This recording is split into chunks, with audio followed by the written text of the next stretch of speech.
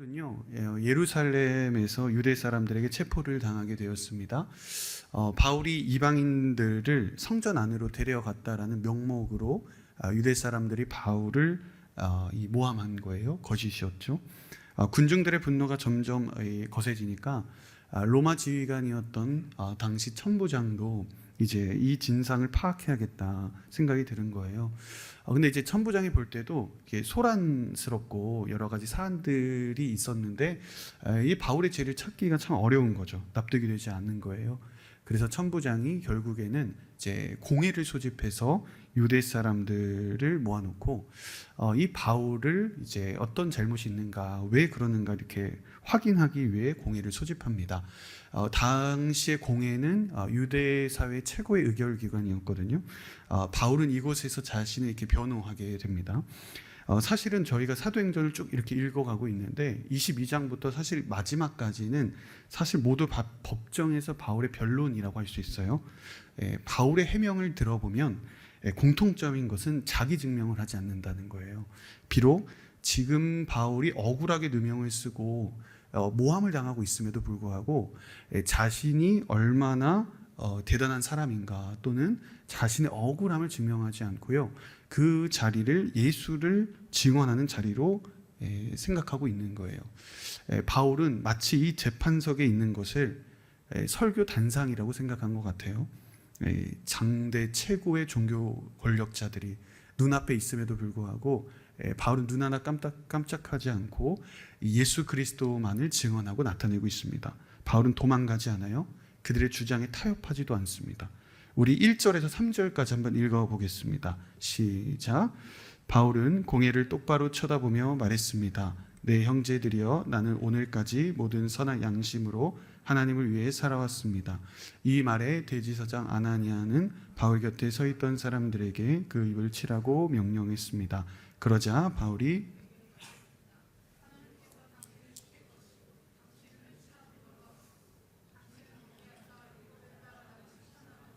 도리어 당신 자신은 율법을 어기고 나를 치라고 명령하고 있지 않소. 오히려 바울이 그 공회원들을 똑바로 응시하고 사람을 의식하지 않고 용기를 내고 있습니다.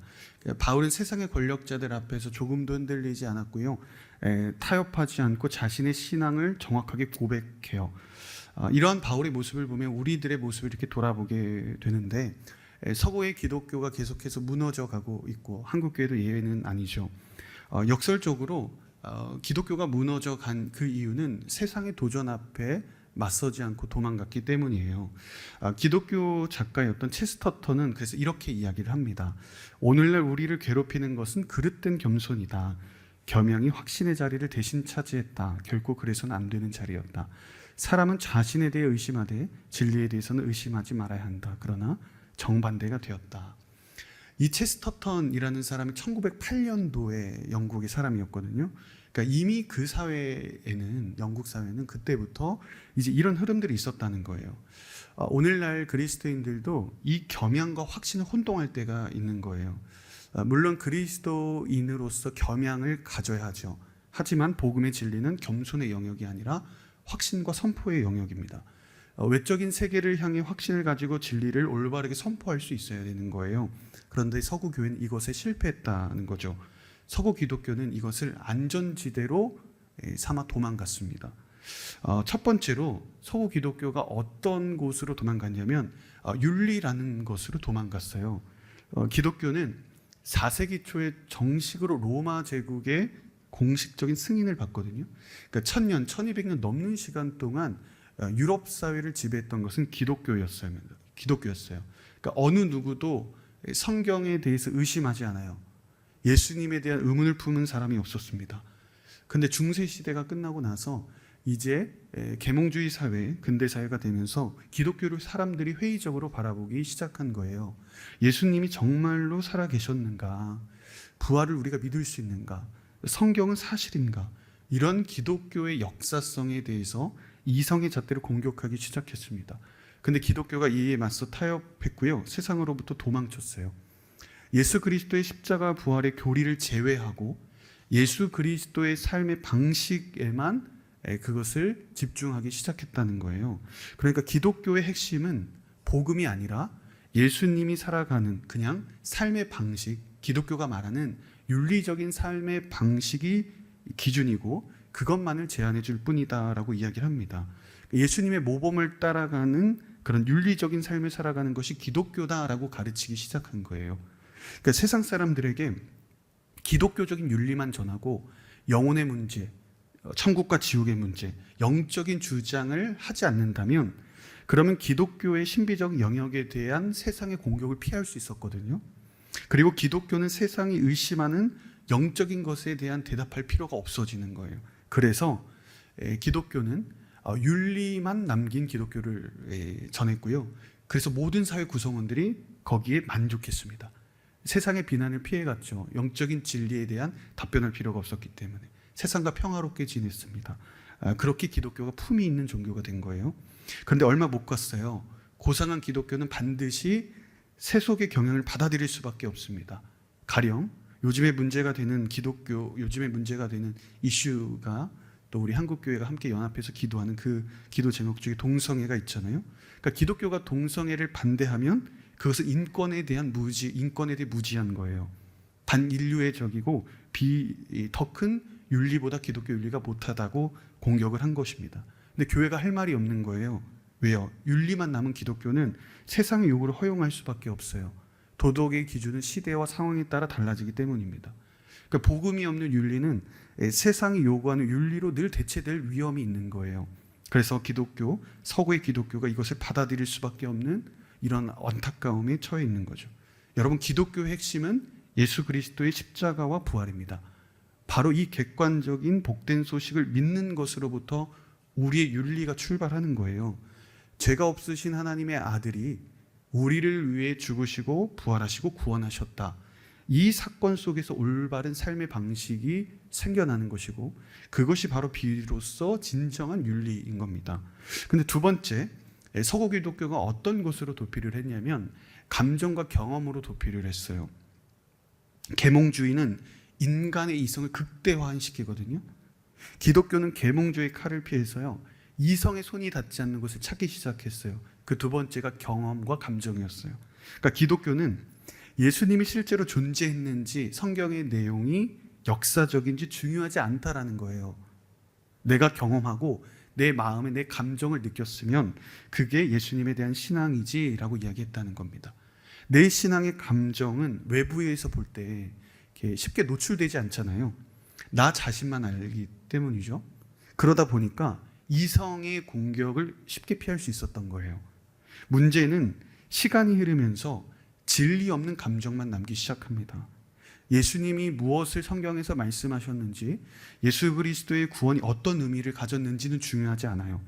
복음의 진리는 관심사가 아닙니다. 실제 내 안에 뜨거움만 있으면 되는 거예요. 이렇게 성경적인 팩트 주목하지 않다 보니까 세상의 도전 앞에 기독교를 변증하고 예수님의 역사성을 전하고 선포하는 데 실패한 거예요. 그리고 자신의 감정에만 충실하다 보니까 기독교가 외적인 세계에 대한 선포, 공적인 영역에 대한 이 선포가 아니라 점점 내면의 신앙으로 축소되기 시작합니다. 여러분, 우리들의 믿음은 감정에서 출발하지 않고 항상 객관적인 진리에서 출발합니다. 그러니까 예수님의 부활 소식, 사도들이 전한 그 복음을 들음으로 우리의 믿음이 시작하는 거예요. 그 믿음이 올바라야 올바른 감정도 생기는 것입니다. 우리가 우선순위를 바뀌면 안 돼요. 우리의 신앙의 중심은 감정이 아닌 복음 그 자체입니다. 역사적인 그 소식을 제대로 알고 그것을 믿고 선포하고 확신이 있어야만 우리는 세상에서 증언할 수 있고 또 그것이 올바른 우리들의 감정이 생기게 되는 거죠. 서구 기독교가 세 번째로 실패한 게 있어요. 어떤 영역으로 도망갔냐면 믿음의 영역인데 지식이 없는 믿음의 영역으로 도망갔습니다. 그러니까 믿음에 집중하는 것은 좋은 것 아닙니까 하실 수 있겠지만 제가 말하는 것은 서구 기독교가 실패했던 것은 이 진리 없는 지식 없는 믿음이었어요. 그러니까 기독교는 성경에 대한 역사적인 의심과 철학적 공격 앞에 도피를 했거든요. 기독교는 하나님과 나의 믿음만 있으면 되는 거지 성경의 역사성은 그렇게 중요하지 않다. 이것이 실제 이야기인지 아닌지 증명을 할 수 있는지 아닌지 상관이 없다. 성경을 제쳐두고 복음의 객관적 팩트를 제하기 시작했습니다. 그렇게 하면 성경에 대한 공격을 피해갈 수 있었거든요. 세상의 입장에서는 내가 믿음이 있으니까 괜찮지라고 말하는 사람에게 내적인 영역이니까 믿음을 증명할 길이 없잖아요. 그리고 더 이상 공격할 그게 없잖아요. 그러다 보니까 이 기독교가 성경 없는, 지식 없는 믿음으로 도망치기 시작했어요. 이것도 당장엔 좋아 보이기 시작했죠. 그런데 문제는 세상이 성경과 복음이 공적으로 온 세상 가운데 객관적 진리가 아니라 사적인 취향으로 기독교가 축소되기 시작한 거예요. 그러니까 믿음의 의미도 예수 그리스도의 십자가 부활이라는 객관적 진리를 믿는 것이 아니라 내가 원하는 대로 믿는 것이 믿음이 돼버린, 실체 없는 믿음으로 전락해버린 거예요. 더 이상 믿음은 예수님이 실제적 역사성과는 관계가 없어요. 그냥 내 믿음이, 그냥 내가 그렇게 믿으면 믿음이 되는 거죠. 이렇게 우리가 서구교회가 어떤 것으로 도망쳤는지를 보게 됐어요. 첫 번째는 윤리의 영역으로 도망쳤고, 두 번째가 감정의 영역이었고, 세 번째가 지식이 없는 믿음, 진리가 없는 믿음으로 도피했어요. 처음에는 이것이 세상과 조화를 이룰 것처럼 보였거든요. 세상의 공격을 피해서 안전지대라고 생각했거든요. 그런데 결과를 보세요. 유럽과 모든 교회들이 문을 닫고 있잖아요. 한국 교회도 예외가 아니라는 거죠. 지금부터도 우리가 성경을 제대로 알고 그리고 기독교 진리를 올바르게 붙잡아야 단지 내 사적인 종교로 끝나는 게 아니라 내가 세상 가운데 선포하고 변증할 수 있어야 되는 거예요. 세상을 향해 타협하지 않고 온전한 복음을 붙드셔야 하는 것입니다. 오늘 본문 6절을 보면 사도 바울은요, 당대 특히 이 부활을 정말 싫어했던 사두개인들 앞에서 이 부활의 소망을 이야기하거든요. 그런데 사두개파 사람들은 부활이 없고 천사나 영이 없다고 주장했어요. 영적인 것에서 다 부정했거든요. 그런데 바울은 분명히 사두개인들이 그것을 싫어하는 것을 알았음에도 불구하고 할 말을 했습니다. 온전한 복음 그대로 전했어요. 세상과 조금도 타협하지 않습니다. 정말 바울은 세상에 녹슬지 않은 증인이었던 것입니다. 사랑하는 다윗 공동체 여러분, 여러분들이 하나님의 말씀을 지켜주십시오. 정말 복음이 더 이상 개인의 사적인 진리가 아니도록 그 믿음이 여러분 각자의 옳은 대로 믿는 그 믿음이 아니라 세상 그 어떤 곳에서도 진리임을, 공적 진리임을 여러분들이 증명할 수 있는 그런 담대한 증인들이 되시기를 바랍니다. 세상에 녹슬지 않는 정말 복음 그 자체, 그 진리 자체만으로 여러분들이 만족하며 그것을 여러분들이 선포할 수 있게 되기를 주의 이름으로 축복합니다. 다음, 세상에 녹슬지 않는 사명입니다. 우리 10절과 11절 한번 읽어보겠습니다. 시작. 논쟁이 점점 커지자 천부장은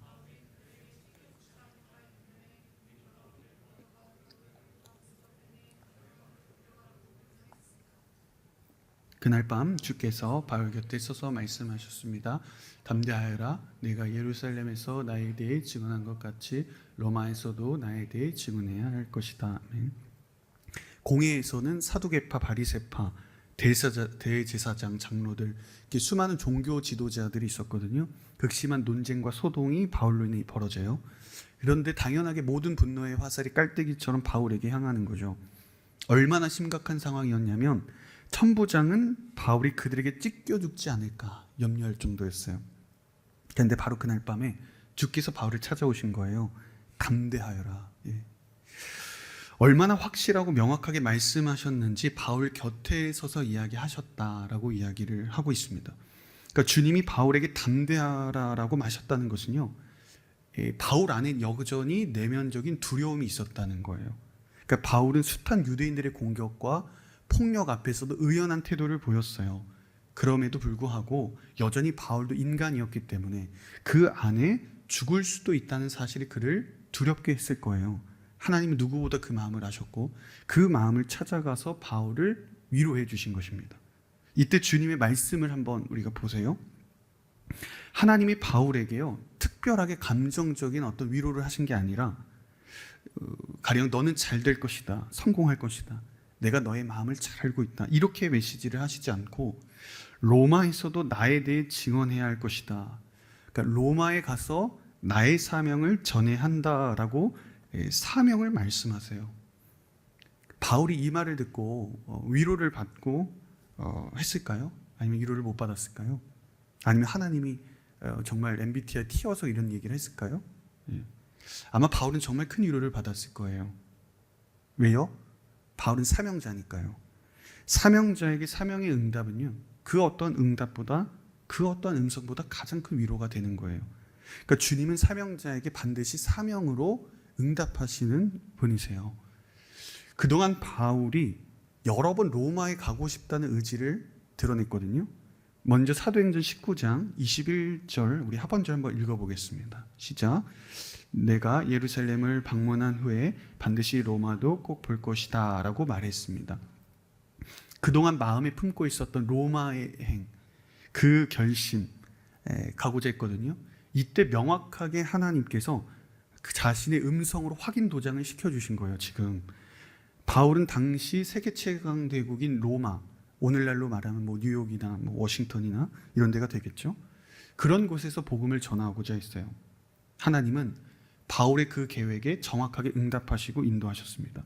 여러분, 바울이 하나님과 친밀했다고 해서요, 하나님이 시시각각 바울에게 늘 한결같이 응답을 주신 것은 아니에요. 사도행전을 보면 주님은 바울을 간헐적으로 찾아오셨어요. 간헐적으로 응답하셨습니다. 항상 매일매일 찾아오신 게 아니에요. 그러나 하나님이 찾아오실 때마다 그 음성은 결정적 음성이었습니다. 이것은 우리들에게 굉장히 중요한 영적인 교훈을 주는 거예요.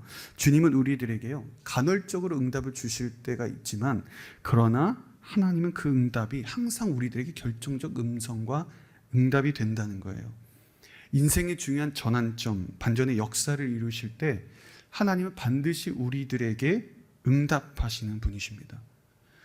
저도 저의 인생 속에서 하나님이 개입하셨던 이 순간들을 이렇게 돌아보면 그것이 늘 저에게 이렇게 결정적인 전환점이 되었어요. 제가 대학생 때 일반 대학을 잠깐 다닌 적이 있거든요. 제가 1학기만 하고 군대 휴학을 갔어요. 일찍 간 이유는 이제 군대 갔다 와서 제가 진로를 더 찾기 위해서 수능을 다시 봐야겠다는 생각이 들어서 군대를 먼저 갔습니다. 1학기 마치고 군대를 갔다 와서 정신을 차리고 시험을 잘 볼 줄 알았는데 못 봤어요. 사람들에게는 저녁 후에 수능 보고 좋은 대학에 가겠다고 다 말해놓고 제가 시험을 못 봤거든요. 그러니까 이게 창피한 거예요. 그리고 기존에 있었던 대학교 친구들한테도 나 이제 수능을 보고 이제 군대 갔다 와서 이제 다른 대학 가겠다라고 얘기해놨는데 시험을 못 봤는데 어떻게 해요? 선택의 여지가 없어요. 그래서 제가 한 달간 고민 끝에 여러 가지 생각 끝에 다시 복학해야겠다 생각이 들어서 복학하고자 하는 마음을 갖고 몇 년 만에 학교를 다시 찾아갔어요. 근데 학과장 교수님이 복학 사인을 받으라는 거예요. 그래서 알겠다. 그래서 찾아갔거든요. 연락드리고 분명히 계시다고 해서 제가 금요일에 갔는데 금요일에 갑자기 일이 생겨가지고 사인을 못 해주시겠다. 월요일 날 오라는 거예요. 그래서 뭐 어떻게 하겠어요. 알겠다고 하고 돌아왔어요. 그런데 돌아와서 금요일에 그 일이 있었으니까 토요일하고 주일에 하나님께서 저에게 이렇게 기도하게 하셨어요. 그 주일에 예배도 드리고 기도도 하고 했는데 참 신기하게도 하나님께서 저에게 새로운 길을 가게 하시겠다는 마음이었어요. 그런 마음으로 집에 돌아왔는데 참 이 가족들도 똑같은 마음을 받은 거예요. 그래서 하나님께서 저에게 새로운 길을 열어주시겠구나라는 생각이 들었어요. 그래서 용기를 내서 복학 원서가 아니라 자퇴 원서로 바꿨어요. 이제 이틀 만에 그 마음이 바뀐 거예요. 한 달 고민했는데 갑자기 사인을 받고 교수님 찾아갔죠. 교수님은 제가 처음부터 이제 자퇴를 할 줄 알고 이제 생각을 한 거죠. 저는 복학하러 간 거였는데 처음에 그때 제가 자퇴를 하고 나서 새로운 길을 찾으면서 그때 제가 신학교에 대한 소명을 확실하게 받아서 가게 됐거든요. 만일 제가 그날 교수님을 만났다면 저는 아마 복학하고 그 길로 갔을지도 모르겠어요. 제가 또 한 번은 신학교를 들어가고 난 뒤에 이제 저 같은 방을 쓰던 동생이 이제 학교에 견습 선교 프로그램이 있었어요. 근데 선교를 가겠다고 이제 이렇게 지원을 하는 거죠. 그래서 그럼 나도 한번 가볼까라는 생각이 들어서 정말 큰 생각은 없었거든요. 그래서 프랑스에 계신 선교사님께 그때는 프랑스에 안 계셨긴 했지만 메일을 썼어요. 그러니까 저도 무슨 용기 있는지는 모르겠으나 아무 용고도 없이 그냥 제가 이렇게 막 서칭하다가 무슬림 선교를 하신다는 거 보고 그냥 무작정 메일을 보냈어요. 선교지에 가고 싶다고, 무슬림 선교를 알고 싶다고, 뭐 배우고 싶다, 선교지에서 지내는 게 가능한지 이렇게 그냥 물어봤어요. 이렇게 메일을 쓰고 2, 3일을 지냈는데 솔직히 저도 메일을 이렇게 보낸 것도 잊고 있었거든요. 말 그대로 큰 생각이 없었고 마음도 금방 식은 거죠. 우연히 과제 때문에 제가 이제 메일을 보는데 선교사님이 핸드폰 번호를 이렇게 남기셨어요. 전화를 달라는 그런 핸드폰 번호를 남기셨는데 제가 그게 이제 해외에 계신데 국내 번호를 남기셔서 제가 이렇게 연동이 되는 줄 알았어요. 근데 이제 전화를 해보니까 선교 대회가 있어서 잠시 5일 동안 한국에 계시다는 거예요. 그래서 잠시 이틀 뒤에 출국하니까 잠시 만나자고 이야기를 하신 거죠. 그래서 메일을 이제 보냈는데 택배 취소하듯 취소할 수가 없잖아요. 선교사님 만나자고 하니까 제가 잠시 대화만 나누고 와야겠다. 제가 상황이 좋지 않아서 가지 못하게 되었습니다라고 말하려고 사실 간 거예요. 근데 이제 선교사님을 만나니까 선교사님 뭐 확신이 드셨는지 저 보자마자 프랑스 비자 받는 것부터 시작해서 숙소 어디서 지낼지 그리고 막 이런 것들을 잘 설명하고 막 선교 특강을 하셨어요. 그래서 근데 제 마음이 부담이 되지 않는 거예요. 하나님의 응답이다 싶은 거예요. 뭔가. 그래서 그날 급하게 여권을 만들어가지고 급하게 비자 준비해서 제가 프랑스 1년간 선교를 다녀왔거든요. 만일 선교사님께서 제가 그 메일을 보낸 그때 한국에 계시지 않았다면, 그리고 수많은 메일들 사이에 제 메일이 그냥 지나치셨다면 저는 선교지를 아마 안 갔을 거예요. 그런데 제 인생에서 그 1년의 선교는 제 목회 인생에서, 아니 전 인생 가운데 빼놓을 수 없는 정말 하나님을 만난 중요한 시간이었거든요. 선교하신 하나님을 체험했어요. 이렇게 하나님께서 저를 인도하시고 저의 삶 가운데, 인생 가운데 인도하신 게 참 많아요. 하나님은 그동안 저에게 제 인생의 문제를 만날 때마다 응답해 주시진 않았거든요. 또 바울처럼 이렇게 눈과 귀로 보여주신 적도 사실은 거의 없어요. 그런데 간헐적으로 응답하실 때마다 저의 목회 인생에 늘 전환점이 되는 응답을 주셨고 결정적인 변화의 삶으로 늘 인도하셨습니다. 11절에서 이 주님이 왜 처음부터 나타나지 않고 그날 밤 주님께서 바울에게 나타나셨는지는 모르겠어요. 하지만 분명한 사실은 하나님께서는 그날 밤에 찾아와야만 하는 반드시 이유가 있었던 거예요. 제가 몇 주간의 진로를 고민했음에도 불구하고 그때 하나님이 처음부터 응답하시지 않고 제가 교수님을 만나면 실패 속에 기도하는 중에 그 이후에 하나님께서 극적으로 응답하신 것처럼 그렇게 하나님은 우리들에게 가장 좋은 시기와 타이밍에 찾아오세요. 그날 밤이 바울에게는 최고의 타이밍이었습니다. 만약 그렇지 않았다면요, 처음부터 바울에게 이 얘기했다면 주어진 상황에 최선을 다해 사명을 다해 임하지 않았을 수도 있습니다. 여러분, 바울이 로마에 어떻게 가게 되는지 아세요? 투옥되고 법정에 고발이 되었기 때문에 로마 황제의 상소를 하기 위해 로마에 간 거예요. 그냥 그가 로마 티켓을 끊고 가고 싶다고 해서 간 게 아니에요. 하나님은 처음부터 계획이 있으셨기 때문이에요. 그래서 처음부터 말씀하시지 않았던 거죠. 하나님께서 여러분들 가운데 여러분들의 소원대로 응답해 주시지 않을 때가 있습니다. 그런데 간헐적으로 등장하실 때도 있어요. 그럼에도 불구하고 하나님이 간헐적으로 응답하시고 나타나시더라도 여러분들의 인생에 반전이 있고 여러분들의 삶을 새롭게 만들어 가실 때는 하나님은 그 응답을 반드시 결정적인 응답으로 임하신다는 거예요. 결정적으로 개입하세요. 하나님께서 만일 말씀해 주시지 않을 때는 여러분 그 길을 일단 걸어가세요. 그 방향이 아니라면 하나님은 어떻게 해서든 개입해 주시고 우리의 길을 새롭게 하실 것입니다. 여러분, 주님을 끝까지 신뢰하세요. 주님이 찾아오신 그날 밤은 두려움이 있는 바울에게 대반전의 밤이었습니다. 걱정을 덜어냈고요, 자신의 마음속에 로마에 가고자 했던 그 의지와 사명과 비전이 확실하게 하나님의 뜻임을 확인한 시간이었고 소망의 시간이었습니다. 주님이 바울에게도 여러 번 찾아오시지 않았어요. 간헐적이지만 결정적인 순간마다 바울을 찾아오셨지만, 그러나 바울의 인생의 중요한 순간마다 하나님은 그 방문을 통해 바울의 역사를 새롭게 쓰셨습니다. 광고를 드렸던 대로 저희가 수련회가 얼마 남지 않았잖아요. 제가 오늘 이렇게 말씀을 보면서 바울에게 있었던 그날 밤, 바로 반전과 새로운 도약이 있었던 그날 밤이 우리 수련회의 밤에도 찾아올 것이다 라는 그런 마음이었습니다. 수련회 그날 밤 하나님께서 여러분들을 만나 주실 것입니다. 그날 밤에 여러분들의 인생의 대반전을 이루고 여러분들의 사명이 새롭게 되는 시간이 되기를 축복합니다. 주님은 말씀하셨어요. 로마에서도 나에 대해 증언해야 할 것이다. 주님께서 바울에게 이 사명을 주셨다면, 그렇다면 바울은 결코 죽을 수 없어요. 사명자는 죽지 않습니다. 사명자가 불사조거나 능력이 있어서가 아니라 하나님은 한 사람에게 자신의 사명을 주셨다면 그 사람이 사명을 이루기까지 하나님은 끝까지 그를 지키시기 때문입니다. 하나님은 약속을 반드시 이루시는 분이세요.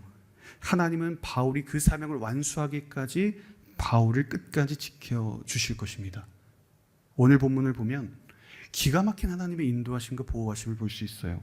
첫 번째가 바울의 조카였습니다. 바울을 향한 유대 사람들의 악행이 더 악랄해졌거든요. 심지어 그를 감옥에 가두고 폭력뿐만 아니라 그를 죽이려고 음모를 꾸밉니다. 무려 40명의 유대 사람들이요. 그런 음모가 난무하는 상황 가운데 그 자리에 누가 있었냐면 바울의 조카가 있었다는 거예요. 우리 16절 한번 읽어보겠습니다. 시작. 그런데 바울의 조카가 이 음모에 대해 듣고 병영으로 들어가서 바울에게 말해 주었습니다. 여러분, 바울의 조카가 지금 이 성경에서 처음 나오거든요. 그런데 그가 유대인들의 음모를 꾸밀 때 그 자리에 있었다는 거예요. 이게 과연 확률이 얼마나 될까요? 여러분, 이것은 결코 우연이 아니에요. 하나님께서 바울의 조카를 그 자리에 두셨어요. 그 시간, 그 장소, 그 타이밍에 하나님의 시간표가 정확하게 작동한 거예요. 두 번째는 백부장이었습니다.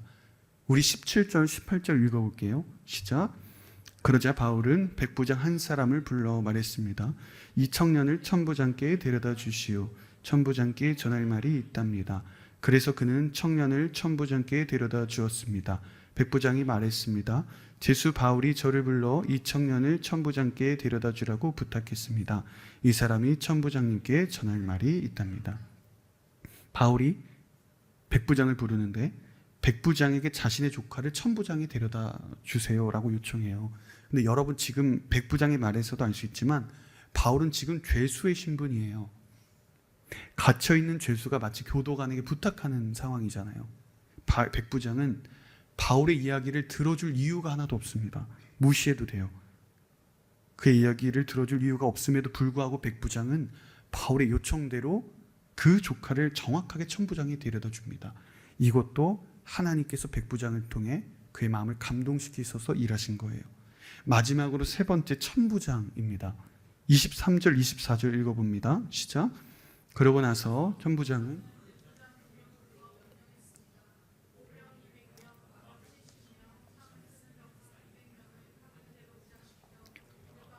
가이사랴로 떠날 준비를 하라. 바울을 벨릭스 총독에게 안전하게 호송할 수 있도록 그를 태울 짐승도 마련하라. 천부장도 바울의 조카를 통해서 유대인들의 음모를 듣게 됩니다. 천부장도 사실 바울의 목숨을 구해줄 필요가 없거든요. 천부장 아래 로마 군인 600명이 할당이 되어 있어요. 근데 요즘 군대로 말하면 뭐 대대장이나 연대장 정도 되는 사람이에요. 그런데 그 바울 한 사람을 호위하기 위해서 몇 명이 움직이냐면 그냥 이론적으로 계산해고 그 23절만 봐도 470명이에요. 자신이 속한 병사 3분의 2가 바울 한 사람 지키려고 붙은 겁니다. 40명이 넘는 유대인들이 바울을 죽이려고 했거든요. 10배가 넘는 규모의 군인들이 바울을 보호합니다. 여러분, 하나님께서는 이렇게 우리를 세상의 공격으로부터 몇 배는 더 안전하게 보호하시는 분이세요. 사탄은 아무리 우리의 목숨을 빼앗으려 해도 하나님께서 수십 배의 천군 천사로 우리를 지켜주고 계십니다.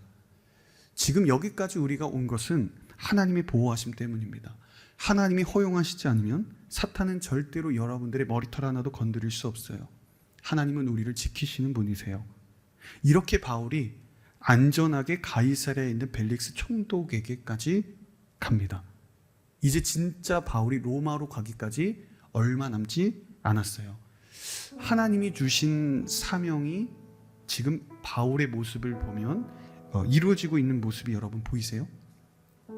우리가 지금까지 바울의 조카를 통해, 백부장을 통해, 천부장을 통해 바울의 생명이 지금 보호되고 있음을 보고 있어요. 동시에 바울에게 주신 하나님의 사명도 보호되고 지켜가고 있는 거예요. 로마에서 증언하도록 하나님께서 바울에게 비전을 주셨거든요. 그 비전, 그 하나님의 계획이 지금 실현되고 있습니다. 여러분, 지금 바울이요, 자신의 능력과 실력을 통해 자신의 사명과 비전을 이뤄가고 있어요? 아니죠. 바울은요, 미세하게 시간적 타이밍만 맞지 않았어도 바울이 그 당시에 조카가 그 자리에 없었으면, 조금이라도 시간이 안 맞았으면 바울은 목숨을 잃은 거예요. 그런데 하나님께서 핀셋과도 정확하게 바울을 인도하셨습니다. 때에 맞게 예상할 수 없었던 그 사람을 하나님께서 보내주셨고 그 자리에 두셨고요. 외부인들의 마음을 감동케 하셨고 모든 일들을 극적으로 풀리게 하셨습니다. 모두 다 하나님이 하신 거예요. 바울의 사명은 하나님이 이루시는 것입니다. 사랑하는 여러분, 하나님께서 여러분들에게 주신 그 사명은 하나님이 완성할 줄로 믿습니다. 당장에 내 눈앞에는 이루어지지 않는 것들이 많아 보일 수 있어요. 안 되는 것들만 있을 때가 있습니다. 사람들은 나에게 호의적이지 않을 때도 있고요, 때론 오해를 받을 때도 있고요, 때론 외적인 상황이 나를 두렵게 할지 모릅니다. 그러나 하나님께서 나의 비전이, 하나님이 나에게 주신 그 비전이 하나님께서 주신 것이라면, 하나님께 나의 비전이 달려있다면, 하나님이 나의 걸음을 인도하심을 믿는다면 하나님께서 반드시 우리들의 어떠한 상황 가운데서도 우리를 향한 사명과 비전을 지키시고 완성하실 것입니다. 하나님이 내게 주신 사명이라면 하나님이 완성하시는 거예요. 여러분, 현실의 벽을 바라보지 마시고 도망치지 마시고 담대하게 걸어가십시오. 하나님께서 여러분들에게 주신 그 사명을 향하여 달려가십시오. 하나님께서 여러분들의 사명과 비전을 완성하십니다. 여러분들의 계획을 하나님께서 이루십니다. 이번 한 주간도 여러분들의 삶 가운데 달려가는 모든 그 길에 여러분들의 사명을 완성하실 하나님을 바라보며 담대하게 걸어가시는 저와 여러분들이 되기를 주님의 이름으로 축복합니다.